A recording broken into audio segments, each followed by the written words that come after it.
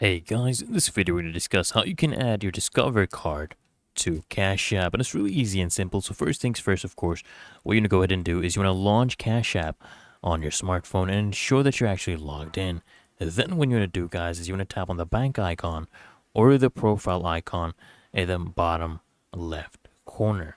And then under linked accounts, under linked accounts, what you're going to do is you want to go ahead and click on a link credit or a debit card, and then you want to input your discovered card information, including the card number, expiration date, CVV, and a billing zip code.